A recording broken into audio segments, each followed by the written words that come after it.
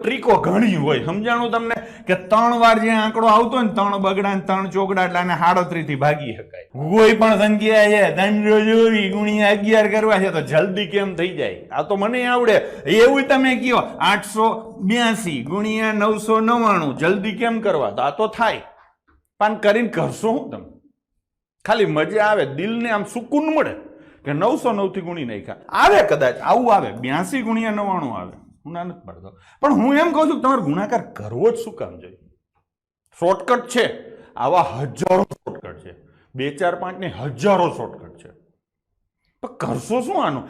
સીધી ખબર પડે સાહેબ, છેલ્લે 8 વાળો જવાબ આવે. શોર્ટકટ શું કામ વાપરો છો? તમે એમ કહેશો 8 વાળા વધારે હોય તો હું તમને એમ કહું 9 થી ભાગી શકાય આવે. હું તમને એમ કહું કે 8200 થી સેજ ઓછો જવાબ આવે, કેમ કે 100 થી ગુણી શકાય. હજારો વસ્તુ છે, તો પેલા આ જ કરો. 4 5 વસ્તુ જ હું તમને શીખવાડવાનું કહું છું. જવાબ જુઓ ને કેમ જવાબ આપવો, એના માટે 4 5 જ વસ્તુ છે. તમારે આવી કોઈ ટ્રીકો શીખવાની જરૂર જ નથી થતી.